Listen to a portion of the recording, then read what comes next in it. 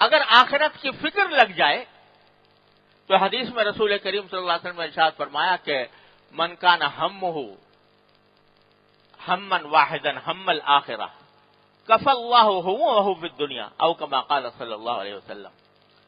جس شخص نے اپنی ساری فکر کا محور آخرت کو بنا لیا، آخرت میں کیا ہونے والا ہے، تو اللہ تعالیٰ اس کے دنیا کے افکار کے لیے اللہ تعالیٰ کافی ہو جاتے ہیں. دنیا کے افکار سے اس کو اللہ تبارک و تعالیٰ بے نیاز فرما دیتے ہیں، جو اللہ تعالیٰ کی طرف متوجہ ہو کر آخرت کی فکر کو اپنا محور بنا لے، اپنی سوچ کا محور بنا لے. راستہ اس کا یہی ہے بھائی کہ آدمی جس حال میں بھی ہو اس حال میں اللہ جل جلالہ کی طرف متوجہ رہنے کی کوشش کرے، جو کام بھی ہو. جو ذکر جس کو کہا جا رہا ہے اللہ تعالیٰ کی یاد، یہ صرف سبحان اللہ الحمدللہ کہہ لینا ہی نہیں ہے. بے شک وہ ذکر کا ایک بہت بڑا فرد ہے، لیکن بزرگوں نے فرمایا کہ کل مطیع للہ فہو ذاکر. جو بھی اللہ تعالیٰ کی اطاعت کر رہا ہے، اللہ تعالیٰ کی فرما برداری میں زندگی گزار رہا ہے، وہ ذاکر ہے، وہ ذکر کر رہا ہے، وہ اللہ تعالیٰ کی یاد اس کے پاس کے قلب میں موجود ہے، جو اللہ تعالیٰ کی اطاعت میں کام کر رہا. تو اپنے صبح سے لے کے شام تک کی زندگی کو دیکھو، اس میں جو کام اللہ جل جلالہ کی اطاعت کے مطابق کر رہے ہو، اس کام کی اگر فکر ہے اور اس نیت سے فکر ہے کہ میرا یہ کام اللہ تعالیٰ کی رضا کے مطابق ہو جائے، وہ بھی ذکر میں داخل ہے. فرض کرو کہ طالب علم ہے، علم حاصل کر رہا ہے، اللہ تعالیٰ نیت درست فرمائے علم حاصل کرنے کے اندر، اور علم حاصل کر رہا ہو اس وجہ سے کہ اللہ تبارک و تعالیٰ نے علم کی فضیلت رکھی ہے، اس لیے حاصل کر رہا ہو کہ علم کو حاصل کر کے میں اللہ تعالیٰ کی رضا کے کام کروں گا. اس لیے علم حاصل کر رہا ہو کہ میں اس کے ذریعے خدمت کروں گا، خدمت خلق انجام دوں گا. تو وہ علم جو ہے یہ بھی ایک عبادت کا ایک شعبہ ہے. اگر اس کی سوچ ہے کہ یہ مسئلہ میں کس طرح حل کروں یا میں اس مسئلے کو کس طرح سمجھوں، اس کے خم و پیچ میں آدمی اگر الجھ رہا ہے تو وہ بھی ذاکر ہے، وہ بھی ذکر ہے. وہ بھی اگر سبق یاد کر رہا ہے کوئی آدمی اس اور نیت علم میں درست ہے تو سبق یاد کرنا یہ بھی ذکر ہے. اگر کوئی پڑھا رہا ہے اور پڑھانے کے لیے اس کے دل میں نیت یہ ہے کہ میں تاکہ لوگوں کی خدمت کروں، ان تک علم پہنچاؤں، اور وہ پڑھانے کے لیے سوچ رہا ہے کہ میں کس طرح یہ بات طالب علموں کے ذہن میں اتاروں، تو یہ سوچ بھی ذکر میں داخل ہے. حضرت امام غزالی رحمۃ اللہ علیہ کے بارے میں یہ مشہور ہے کہ ان کے ایک بھائی تھے. یہ امام غزالی رحمۃ اللہ علیہ جو تھے، ان کا نام تو تھا محمد، اور ان کے بھائی تھے ایک احمد غزالی.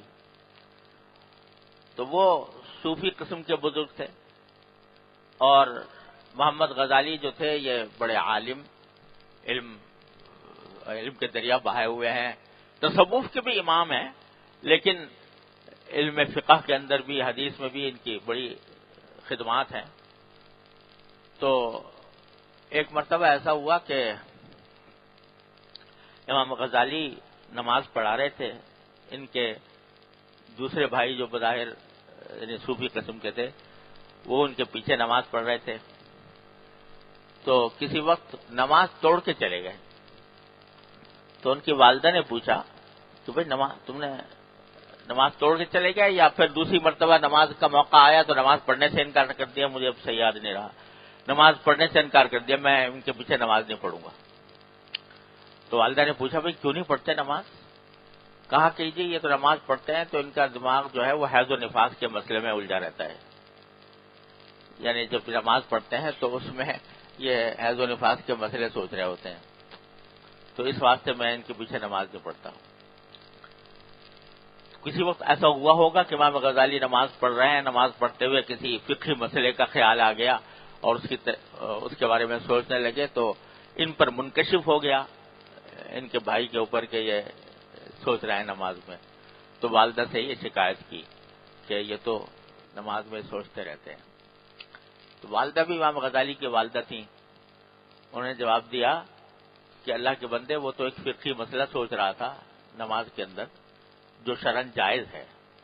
نماز کے اندر کوئی فقہی مسئلہ اگر آدمی کے ذہن میں خیال آ گیا تو اس کے بارے میں سوچ رہا ہے تو وہ شرعاً جائز ہے. وہ تو فقہی مسئلہ سوچ رہا تھا اور تم اس کی عیب جوئی میں لگے ہوئے تھے کہ اس کے عیب تلاش کر رہے تھے.